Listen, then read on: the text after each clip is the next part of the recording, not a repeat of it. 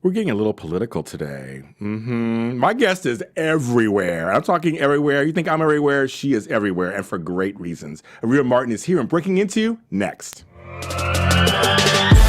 You're tuned into Black Hollywood Live, the world's first digital broadcast network devoted entirely to urban entertainment and pop culture. Tune in right now.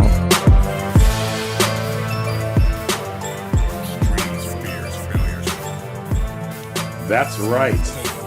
We're asking questions today. We're going to have questions and answers. That is my song. You can hear it on SoundCloud. Welcome to Breaking Into here on Black Hollywood Live. I'm your host, James Lott Jr. We're going to get down a little bit because it's a Monday. It is hot here in the city. It is hot, hot, hot. But I'm happy we're going to be hot inside the studio today, too.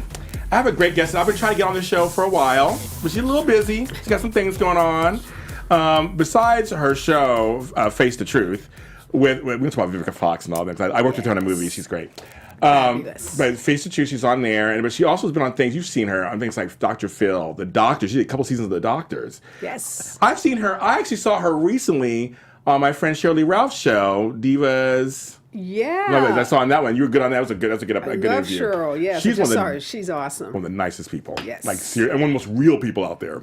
Absolutely love her. We're going to talk about autism. We're going to talk about Black Twitter. We're going to talk about all kinds of stuff. And her book, which I have, Make It Rain. Okay, Make It Rain is her book. It's one of her many books she has. She has other books, too. Areva Martin's in the house. Hi, Areva. Hey, James. Thank you for having me. My pleasure. I'm so honored to have you on the show. Oh, it's my pleasure. I love coming to the studio. I love spilling the tea with, Yes. the great host on Black Hollywood Live. So this is my you. first time with you. Yes. So it's going to be fun. Yeah, we're gonna have a good time, girl. So now follow us on YouTube, SoundCloud, on iTunes, Black Hollywood Live Breaking Into. I have like 130 shows, almost 4 seasons of the show. Go there, check out some great people on there. People from like Todd Bridges to Tony Basil to, all kinds of people on the show. So you want to listen to any of those or watch those, and this will be on there too with the Areva after this is done.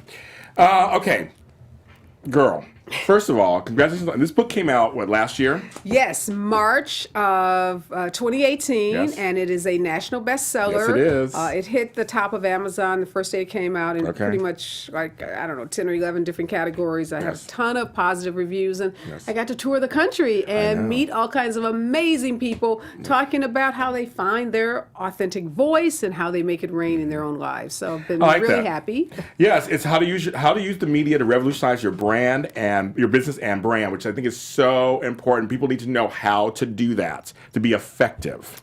Yeah, a couple of years ago, maybe even 10 or so ago, people thought of brands as big companies. It was Kleenex and Clorox. Those were brands. Everybody wasn't a brand. But now we all, individually, no matter what you do, if you touch a computer, you're creating a digital footprint and you're a brand. And you've got to know how to manage that. So this book is about helping you kind of figure out what that brand is. And then once you know what it is, what do you do with it? It's a good read, folks. She gives you actual tangible things to look for, to strategies to work on. Because you're right. I always tell, when I have actors on the show, I'm like, well, you're a brand. You're a business. Yeah, you are. Singers, you're a business. Everybody. It's like everybody. You're an analyst. You're a business. Like, you're right. It's no more this big kind of like huge businesses. Now it's like you're the business. So now how do you get yourself out there to be successful? And how do you protect that brand? Because we know it's so easy for people. And we've seen, all kinds of examples of that where people do things and you're thinking like, okay, why did you do that? Like that's, beneath the brand, or you do something that tarnishes the brand. So once you become, once you get in touch with the fact that you are a brand, this book helps you, figure out how to way to expand that platform and really get to have an impact and influence on things that are important to you. We're going to talk about Autism Awareness Month. For me, I use my brand, my platform to raise awareness about autism, to raise money for autistic causes, and to really help elevate, the social justice issues that are associated with, individuals with disabilities, whether it's autism or any other developmental or physical disability. So once you figure out that brand, figure out how to use it for good for other people beyond just yourself. You're speaking my language, girl. I've been on the show, and that's why I do the show. I try to showcase people who actually want to affect change in the world. Yeah, it's because, to whom much is given, much is expected. And if you have the the privilege, the honor to have a platform, and if people do listen to you, you got to be saying something that's important and using that voice and that platform to really help, people who don't have a voice. And that's what I get to do every day. And I'm so honored and so privileged when I get to talk about things that impact people, real things that impact people, their real lives. And that's what we do on Face the Truth. That's why I've had a blast this season on Face the Truth. If you haven't seen it, tune in on CBS, check it out, your local listing, figure out, where it's playing. Usually it's a lead in, particularly if you're in one of the major markets, New York or LA, we lead into Dr. Phil. Yeah, yes. But, who you know, of course. Yeah. Well, and who did the forward to the book. Who did the forward to the book. And I've worked with Dr. Phil for a number of years now. And this show, Face the Truth, people say, well, what is it? And I told them, it's a kind of a Dr. Phil meets The View. Because, it's a panel show, so there's a panel of dynamic women, but we're tackling real life issues that people have, conflicts that they have, whether it's husband, wife, mother, daughter, friend to friend. And we did some great shows near the end of our season before we took a hiatus where we face the truth on your insecurities and face the truth on your jealousies. So we got to do some fun stuff. So now, okay, so first of all, we're showing a picture of it right now. Women can work together, right? Women can work together, women can get along, women can empower each other. And, people ask me, so this is a great question. So I was at a party, Christmas time, and someone says, okay, Areva, just me and you here, girlfriend. Just give me the deal. What is it like working with 4 other women? Our executive producer is a woman. Okay, the executive producer over that executive producer is a woman. Wow. Most of the associate and senior producers. It's a lot of women on our set every day that we tape. And she's like, what is that like? Who doesn't like who? Who snaps at who? And I said, you know what? I'm gonna be real honest with you. And I've been an employer pretty much all my life. Yeah. So this has been kind of new for me because I'm not the boss. I'm a co-host. I'm talent on the show. But I have to say that this cast is so in sync. We all come from different backgrounds, but we have gotten along. We don't have that backfighting, that, stuff that people think of when they think of women working together. And I'm really proud of that. And I got to give a lot of props to my girl, Vivica. I never worked with Vivica. I just met her. Okay. Well, I take that back. I met her several years ago, but just briefly. I was on a segment with her on a show. But working with her on a daily like this is the first time. And she is down to earth. Yeah, she's real. She's genuine people. She's good people. No drama. I mean, we don't have drama. People come to our show at 6 we report at 6:30, and we come to work. We come to put it in, get it in. And so it's been good. I was with Vivica on a movie that's coming out this Christmas, and she was very down to earth, very beautiful. Also, is a beautiful person, inside and out. Inside and out, absolutely. But I say that because I'm tired of this narrative. I've had people on the show who are women who work together, who produce together. Like, women can work together just like men can work together. There's men who can't work together. There's no gender difference. No, and I think that's a myth. It's a negative stereotype that sometimes, it's been disseminated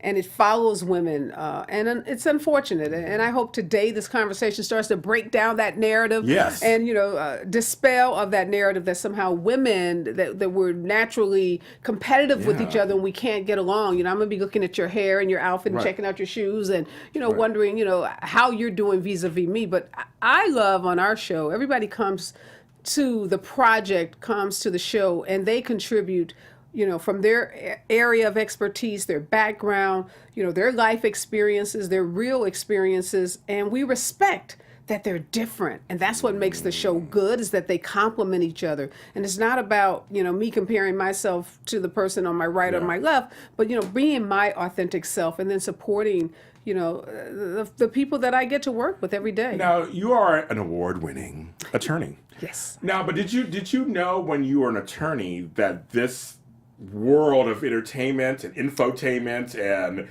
analytics, did you know it was going to be part of your life? Didn't have a clue, James. Okay.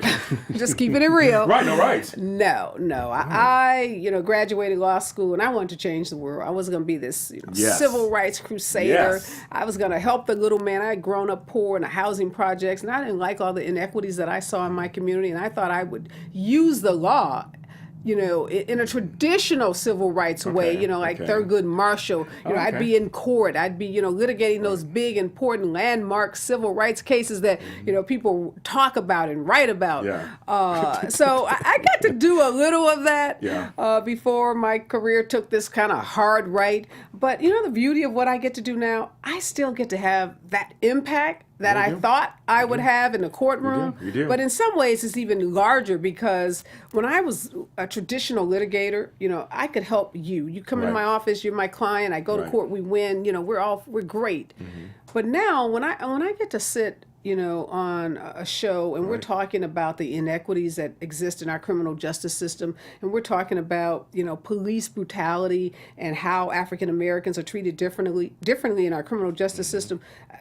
I'm having an impact on a national, international conversation, and hopefully helping to shape policy and help the way people think about some of these important issues. So I got there just a little different route than I had envisioned. Which happens because sometimes we think, I'm going to get difference. I go into a certain profession.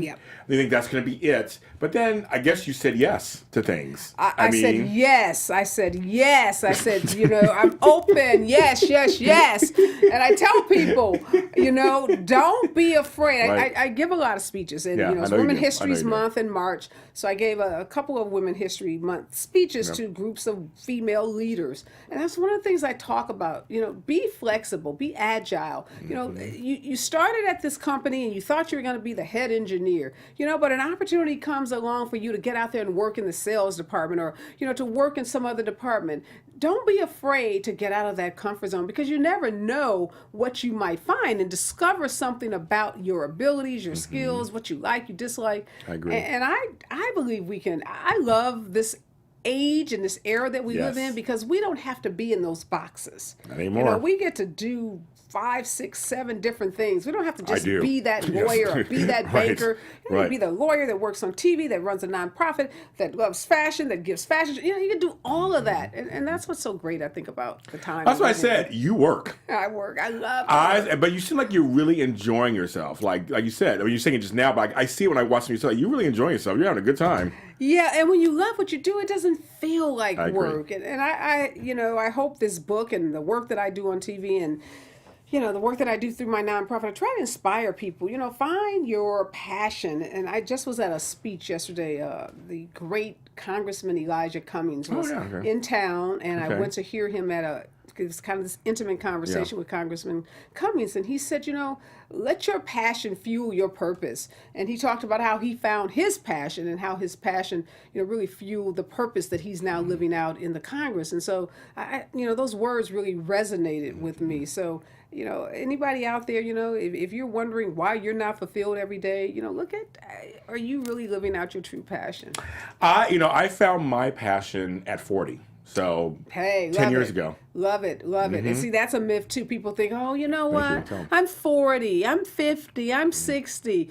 I love this presidential 2020 slate of Democratic candidates because they are so diverse, not just diverse from gender and race, but age. So when people tell me, I'm 40, I'm like, you know what?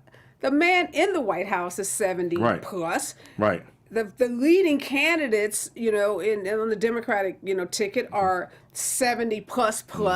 The Speaker of the House is, so there's so many examples of people living out, their passion and living their best lives. I was just telling my brother about, Maxine Waters. Oh, yeah. Hello. She's been out there for a long time, but the fact that she's now the darling of millennials. He's like, what? I'm like, hello. Yeah, Auntie Maxie is, that's about millennials, that she's resonating with. Same with Bernie Sanders, same thing. Young folks love him. Yeah.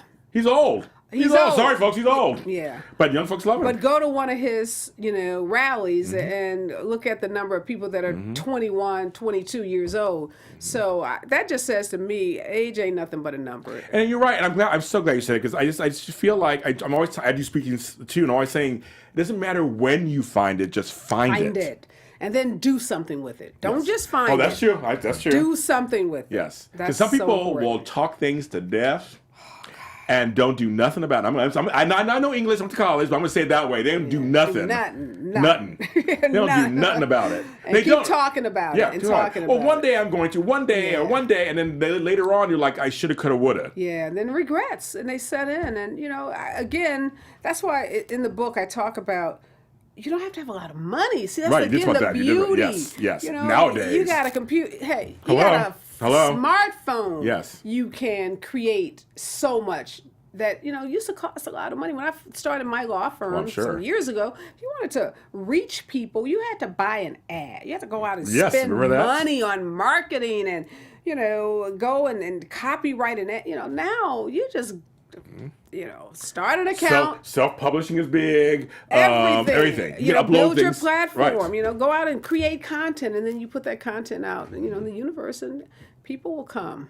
Yeah, you told that in the book, because that's another question that people say all the time. I don't have any money. I don't have enough money. Yeah. I'll wait till I get some money. It's like, I got to find some money. It's like, well, for some projects, yes. Yes, money does make the world go round, right? We love money. We love money. That's good. That's good. But it may, like you said, if you can record a podcast off your phone. Yes. And upload it yourself for free. But it's like you don't need money to start a podcast. You do it for free. Yeah. Now, if you want other elaborate things, then you tack on some pricing. But YouTube. Right. You start a YouTube channel. Right. Start putting videos on that channel, whether you're a chef or whether you're a hairstylist or a makeup artist or a fashion stylist. I mean, think about all the content you can create just on your own YouTube page. People start, teaching folks how to bake pies. Right. It's just amazing what people have been able to do. And those videos go viral. Those YouTube channels get hundreds of thousands, if not millions of subscriptions. And guess what? You're an influencer. Yes. And now I read your books. I had part of these. Sorry, I dog-eared some of the pages, but I wanted to remember what I wanted to go to. One of the things that you talk about, which I think is important, especially for a lot of us who are some of us are a little older, the social media aspect. Yes. It is very important, isn't it, these days? You have to kind of be active. Everything. It is, isn't it? I'm sorry. Isn't it? It's everything. Okay. It's not important. It's everything. Okay. And you got to embrace it. So I was talking to a friend of mine. We went to college together, best friends. She's thinking about changing jobs. Okay. And, I was asking her, so what are she doesn't have social media presence. I said, they're not going to look at your resume. They're going to your LinkedIn page. They're going to your Facebook account. They're going to check you out online. And if you don't have a presence, the question is, where have you been? What have you been doing? You don't really exist. I said, so the old school resume, although you need to send it, yes. But that is not the parameter. That's not what people are looking at to check you out. You're being vetted by your social media presence. And she's like, she kind of resisted, and she, him and hawed probably. Him and hawed, and was kind of cranky about it. But ultimately, she had to acknowledge that she had done the same as a manager when people had applied for jobs. She had checked them out. I said, hey, anybody I deal with, immediately, I'm checking them out. Yeah. I said, because, I'm going to find something out about them that resume is not going to tell me. Yes. And it's about engagements. Yeah. It's about what are you doing while you're online? What are you retweeting? What are you liking? What are you talking to people? I noticed that because at first it was all about numbers. I remember for a while, first it was all about numbers. But they saw you can buy numbers. Then everybody realized it's really not about the numbers. It's about the engagement. You're right. It's about having authentic conversations with people about things that you mutually have in common, and that's what distinguishes your presence on social from the ad that you would buy and put up on a billboard. The ad is like, look at me, I'm great. On social, people don't want to see that, look at me, I'm great. They want to see the authentic you. They want to engage with you. They want to talk to you. They want to learn something about you. And then I get a lot of times people say, well, I don't want to be that personal. I don't want people knowing all my business. I want to tell everybody what I'm doing every minute of the day. And I says, I get that. And you don't have to do that. You don't. You can control what you put out there. And people can get to know things about you without them knowing everything about you. So you can't escape it. You go to a party, guess what? Somebody's taking a picture and you're going to be on somebody's social media page. So you might as well control that image of yourself rather than allowing someone else to control it. I'm glad you said it because I'm very much about having some separation. And I talk about my kids and grandkids. I talk about things on stuff, but I also do have a separation. I don't tell every single thing that's going on. Yeah. But you're right. I put enough on there, you get a sense of who James Lott Jr. is when you see him. That I'm a pretty authentic person who's really real, and I love my garden. I put my gardening pictures up there, so they get pieces of me. Yeah, and there are ways to do that. Like Right. if you go to my social, you won't see a picture of my husband. I've been married for 20 plus years. But I don't post, because there are things that you have to decide what's going to be private. Yeah. And for me, it's my marriage, it's my relationship. I talk about the fact that I am married, and on the show, that's the running joke. Okay, I tell the couples on the show, you know what, I've been married for a long time. Let me give you some advice.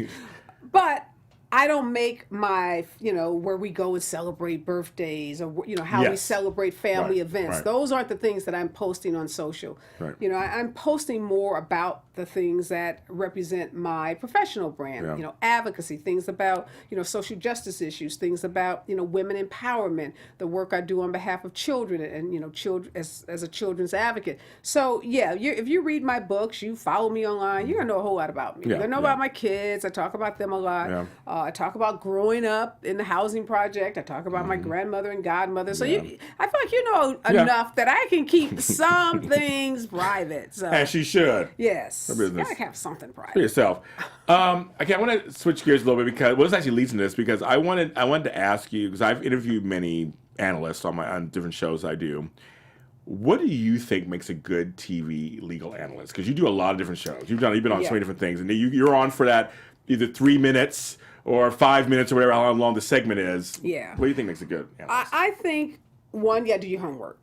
And I tell people, even for a 3-minute segment, I might spend 3 to 4 hours preparing. Okay. So you got to know your stuff because you don't know what questions are coming. Even if they send you questions in advance, the conversation may go a different way. And particularly if you're on a live breaking news show, they may have planned out an interview, and that whole plan gets thrown away because some breaking news just happened, and you're on set, and now they want to go to you about this story. So you've got to have a general knowledge of what's kind of going on in the world. So you got to do your homework. Okay. And don't think, a lot of times they'll send you one article, and you think, okay, I'll read that article. That will be enough. No. Okay, got it. You can't, you can't skip the hard work involved. So one, I'd say do your homework. Two, you're a guest on somebody's show, and I'm sure you appreciate this. And when I host, and we've had to do this to people on our shows, this is Face the Truth, and we the host, it ain't your show. Mm-hmm. So you've got to respect the host. Yeah, I agree. And you can't overtalk the host. You've got to answer the questions that they ask you. You may have to pivot sometimes if you want to get a talking point in. That's fine. But you got to respect the host. And if you do that, you're likely to get invited back. Yes. It's like going to somebody's house. You're rude to the host. You're probably not going to get that invitation to come back. That's true. And that's important. And you've got to learn to talk in sound bites. Yes. That's the hardest part, I think, for lawyers and doctors and other professionals. That's not how we're trained, and that's not what we do in our daily lives as professionals. I mean, lawyers, the joke is we get paid by the words. So, how funny. Oh my God, how funny. The more words we have and the more words we write, that usually means we're smarter. So if I come to court and I got a big stack of papers, that's kind of like the intimidation move that lawyers make. Funny. So you ever go to court and you see lawyers with, boxes. It may be empty, but that's something we do. Did not know that. Okay. I got this case over here. I'm gonna kick your butt. So TV's just the opposite. Okay, yeah. Okay, and they'll tell you got 3 minutes for this segment. Yeah. And you'll be in your ear rapid, and you got to be able to wrap it up. Yeah. So you've got to learn to take all of this really important big information and shrink it down to a sound bite that not the judge on the bench will understand, not the lawyer that, is your opposing counsel, but the person watching TV that's on their way to work, that's making breakfast for their kids, that's making dinner, and they're listening, but they're not, studying the TV. So you've got to make it so that even that person, can understand what you're talking about. Yeah, but it's succinct. There's a special cadence to talking on TV. I know this, obviously, I've been doing it for a long time. You have to kind of be a little upbeat and ready and jump in. And I noticed... You got to say something in those 3 minutes. Yeah. And you can watch some people and you're like, okay, what did you do? Right. Did they say anything? Right. They just... I saw one recently. Yeah. What show was I on? There's a lady, and I'm not going to call her name. I have to turn it off because she says... No, I can't. Okay. Because she's an African American woman, and this is Black Hollywood Live, and we support We do. African Americans on this show. So we do. And it's not race specific, so I don't want to suggest that. But there are people who just. I saw something where they literally shouldn't have been on the show. They didn't add anything to the conversation. I've seen a few people just like they didn't add anything to the conversation. So I'm like, why did I just watch that? You didn't really say anything. Yeah, no, the other person said everything. You said nothing basically. I'm like, and if you do it a lot, yeah. Sometimes you have more to say than other times. Okay. Okay. And I know, I do live TV all the time. I've done thousands of hours of live television. And yeah, there's times when I've made mistakes or said something wrong or whatever. And it just kind of happens. I mean, it's life and it happens. But for the most part, like you, I'm prepared, I'm ready, and let's go. I got how much time? Okay, let's do this. Yeah. And as long as you're well-rounded, I guess that's the best part. So if they throw you a curveball, you can catch that curveball. And let me say something else that helps you. You got to have a point of view. Because that's ties into having a brand. Mm-hmm. So if you have a point of view about just kind of the world in general, even if you don't have the specific answer to a question because maybe you just hadn't heard about this story or you're just not up on it, you can usually take any question and come at it from your point of view. And that's really important. You can tell the people that have worked on their points of views and people who don't have a point of view, and you want them to because people want to know your opinion. Yes, they do. They want to know the facts. So I'm asked to advise, is this legal or what's the legal strategy here? That's often the question that I'm asked I'm doing legal commentary. I'm sure. But they also want to know, what do you think about this? Mm-hmm. So that's your point of view. What are your thoughts? What do you think about these parents that have been charged, in this cheating scandal? What do you think about R. Kelly? What is your opinion on that? And you got to have an opinion. You can't be afraid to go there. With Twitter in particular, and some of the other social media sites, I think people get really timid, and they don't want to have a point of view because they want to be popular. Well, I was going to ask you a question about that, about Black Twitter and stuff. How is Black? Because I'm on shows where I give my opinion too, and I've been break over the coals for things. So how do you handle Twitter? Hey, if you're going to have a platform, and my manager said to me, welcome to Hollywood. Yep, and exactly. If you can't take a little heat, get out the kitchen. Then get out the kitchen. You're in the wrong business. You got to get out of it. And I once you start to build a platform, there are going to be some people that agree with you, and there are going to be people who vehemently disagree with you, and they have no problems. And you're going to have people, I've been on shows where people take the time to go to my website, find my email, and write me and tell me they hate me. They wish I would die. Oh, my God. They call me every imaginable word from the B word to the C word. Wow. And then I have people that write me and tell me, oh, my God, I love you. Oh, my God, I just can't thank you enough for your point of view. Keep speaking the truth. Keep standing up. So you're going to get it both ways. And if you're not getting it both ways, you're probably out there not saying very much at all. I like that point of view. That's what having a point of view is about. Everybody's not going to agree with you. Well, and the thing that you do that I talk about here on the show too, we do talk about race, and you talk about race too a lot. And we have points of view that are similar. I noticed. I watch you. I am a fan. I am a fan of yours. About the disparity of treatment that African Americans get to our non-African counterparts. And I've gotten flack for it, of course. I'm sure you've gotten. Yes, if I'm a civil rights lawyer and I talk about social justice issues, and race makes people uncomfortable in this country. Whether it's President Obama talking about it, or Nancy Pelosi or Maxine Waters, or it's an uncomfortable topic in this country. Do you think we'll ever in our lifetime? I mean, will never be post-racial. I don't believe in that thing, period. But do you think it'll ever become a comfortable topic? Probably not, will it? I can't see it becoming a comfortable topic. What I hope it becomes is a topic that doesn't cause as much discomfort. I can see that happening with millennials in particular, because their approach to race, their approach to a lot of these taboo issues are very different. And I watch my daughter, and she has such a diverse group of friends, and how they address the race issue is totally different than older generations. So I think it will become a topic that people can talk about that doesn't cause so much angst. So that's what take gay rights, for instance. Think about that topic. Yes, that too. And now how prominent we or how more comfortable, and not to suggest that it's completely comfortable for everyone, right. but how more comfortable, how Yeah. more easy, how easy it is, easier for us to have talk this about it. conversation. And we have we have the mayor of Chicago. Right. She's a University of Chicago graduate, Yes, go yes. UFC. So that picture of her kissing her Yes. partner, Yes. was plastered over every magazine, newspaper, and that woman, Mayor Lightfoot, won that election, openly gay, African American woman.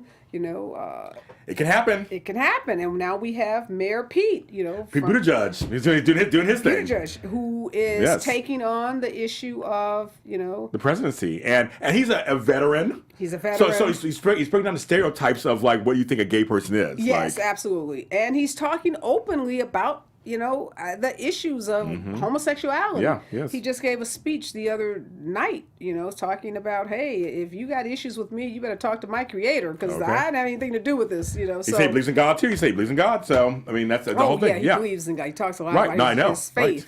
Right. So I think we are making progress on a lot of these really big societal issues. And like I said, I think the next generation and even, the younger kids coming up are going to think about them and talk about them and deal with them really differently. I can talk to you forever. Time's going by too fast. Slow down, time. I want to keep it rereading for like 2 hours.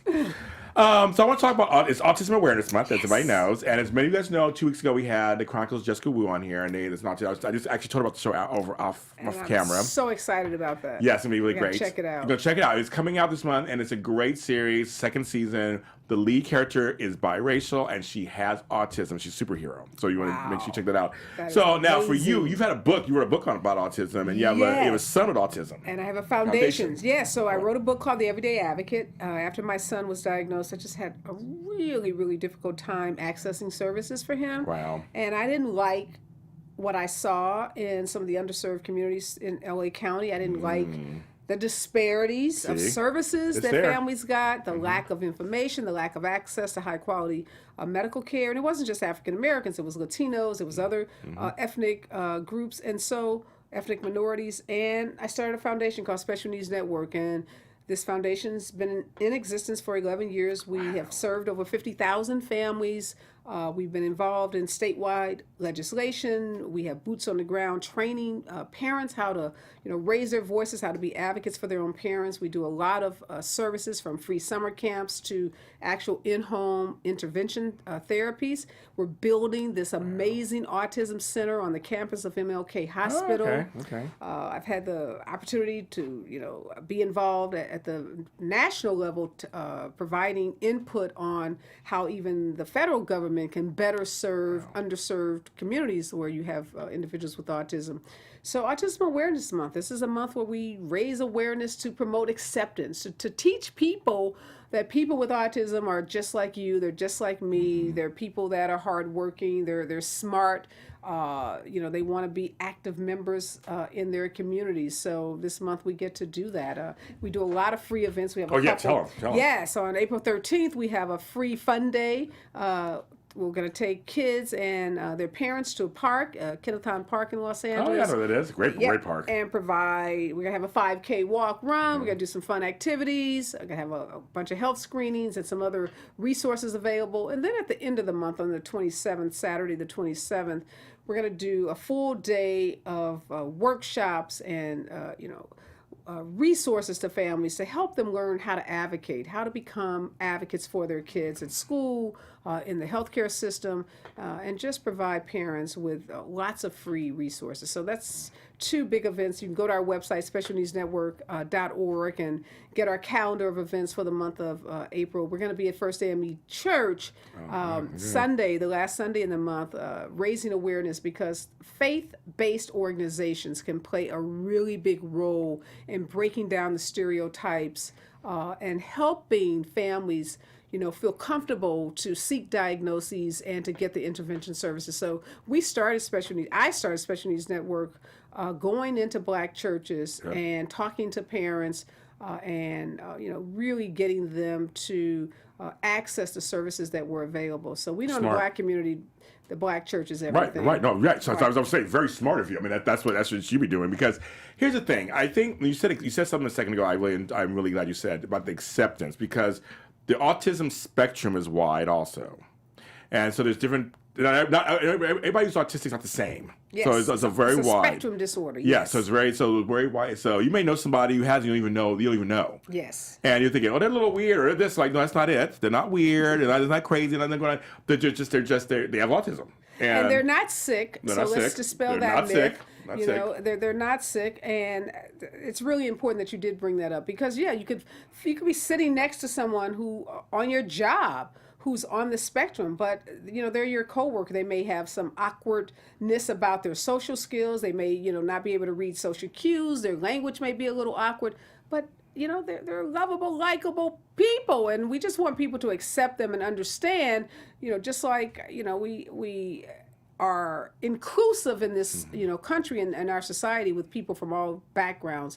People with autism, we want to be included in our great big melting pot as well. So I want to ask you, as we're getting lower in time, I want to ask you, because you are first and foremost, you are a legal person. Is our system broken, or is just parts of it broken? Like, I mean, like our legal system, is it really good? Are there good stuff set in place, and just there's broken parts, or is the system just broken altogether, in your opinion? No, I think our system, the foundation of our system is solid. Okay. And that's one of the things that Congressman Cummings talked about in his speech, is that our democracy works when the people in our democracy, make it work. So it only works as well as the people, who are leading it. And our criminal justice system, our justice system, absolutely, jury of your peers, Fifth Amendment rights not to incriminate yourself, Eighth Amendment, right not to be exposed to cruel and unusual punishment. All the makings of a great justice system are there, but we just have to make sure that system works equally for all people, and that we don't have two systems of justice, one for the affluent and one for the non-affluent people. And that's what we're struggling with in this country. How do we make the this college justice scandal system work? Yes. So there's not celebrity justice, and there's not wealth justice, and that's why in California we eliminated the bail system. That was one of the big issues. So the bail system says, hey, James, if you commit a crime and I set your bail at $1 million, and through the bail system you have to put up 10%, you got $100,000 in the bank. Guess what? You walk out.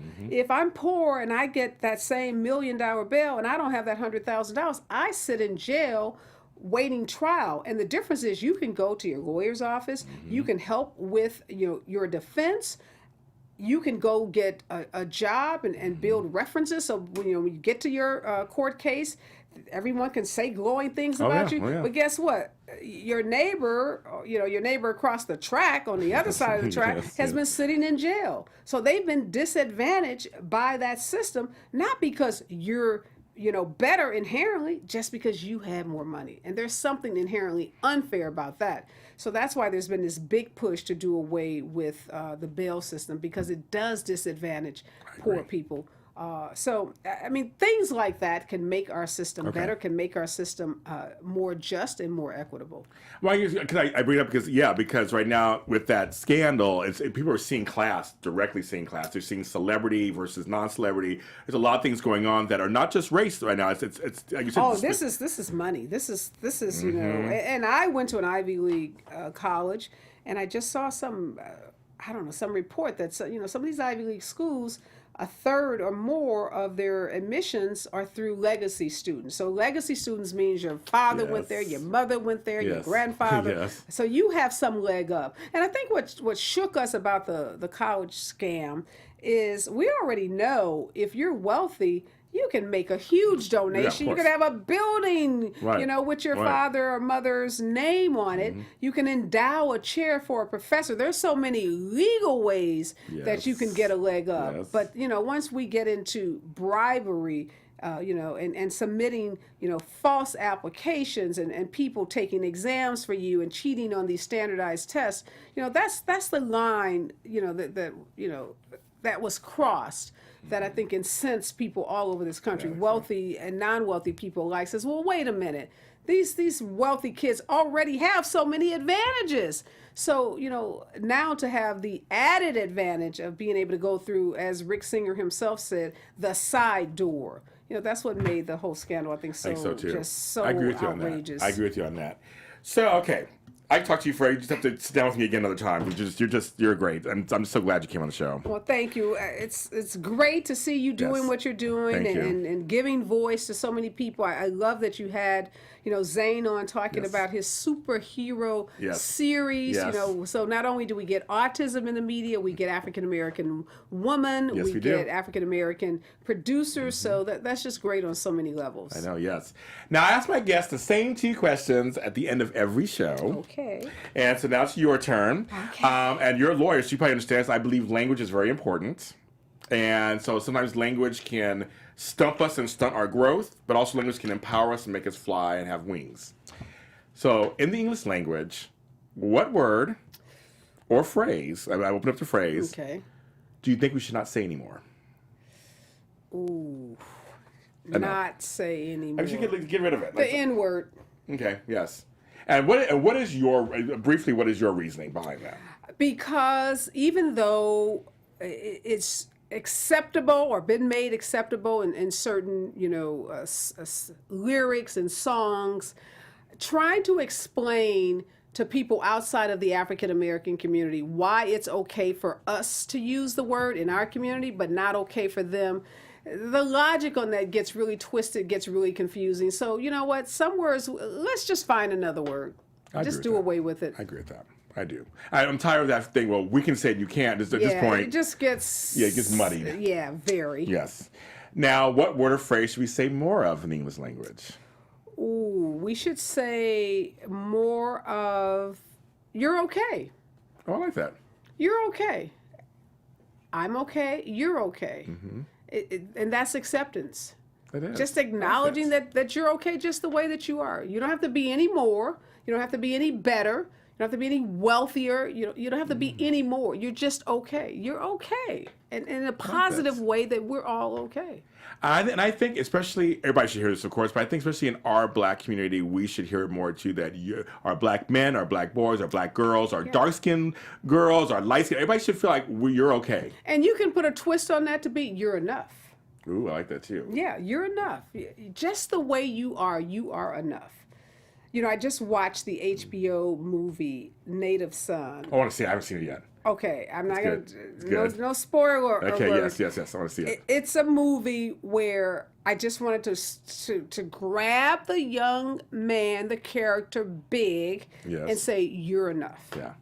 I read the book, of course. Yeah. But I want to see them. I want to see Check it. out the movie. Okay, it's good. Good acting. Great acting. See? I love it. Areva, you're the best. Yes, thank you, James. Her books Make It Rain. Go out and get it. It's everywhere. Go out and get it. And you'll see her on all kinds of things. She's on Face the Truth, of course, is going to come back, I'm sure. And yes, fingers crossed. Season 2 on Face the Truth. Yes, but you'll see her on... now you know who she is. You'll be popping up, and you'll see her popping up on different things on being a legal analyst. But tell folks in that camera over there where they can find you on social media and your organization. Yes, find me everywhere. Instagram, Twitter, Facebook, at Areva Martin. That's AREVA Martin, MARTIN. Go to my website, arevamartin.com. You can find my book there. You can find my book, Make It Rain, on Amazon, Barnes & Noble. Check it out if you're trying to find your voice and grow your platform. I think there's some great tips in there for you to do so. And if you know of anyone who has a family member with autism or developmental disability and they're struggling, they're looking for family, they're looking for network, they're looking for resources, have them check out Special Needs Network. We're an organization based in Los Angeles, but we have a national reach. We have tons of resources, and we just want African American kids, Latino kids, all kids, no matter what your race, your ethnicity, we want all kids with autism to live their best lives, and we're going to bat for those kids each and every day. We put boots on the ground for the autism community, and we want kids to grow up and thrive. Yes, definitely. And you guys, you can follow us on Facebook. It's Breaking Into on Facebook. We're on SoundCloud, YouTube, iTunes under Black Hollywood Live, Breaking Into Bunch of great episodes, including this one will be up there too. So you can listen to us on iTunes or watch us. Should I say watch us? Because we're good-looking people.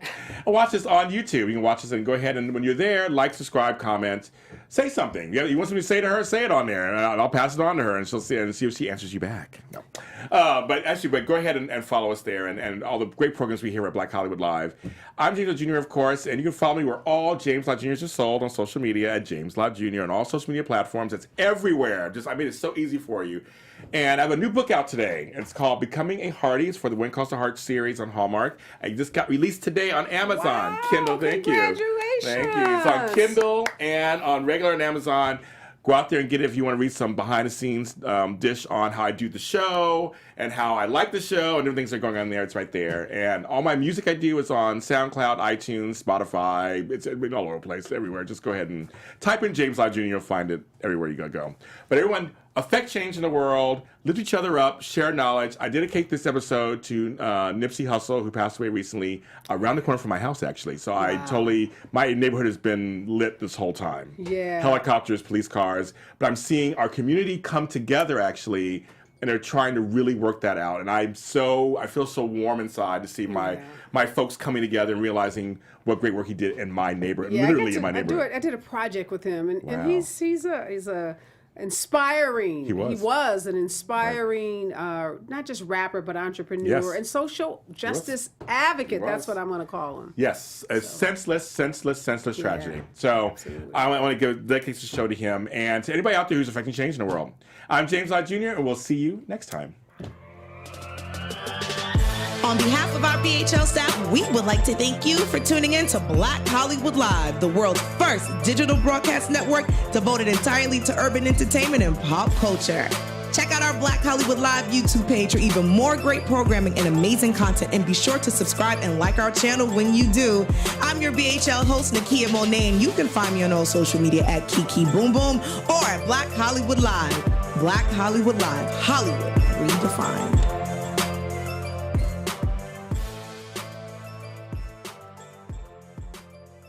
The views expressed here are those of the hosts only and do not necessarily reflect the views of BHL or its owners or principals.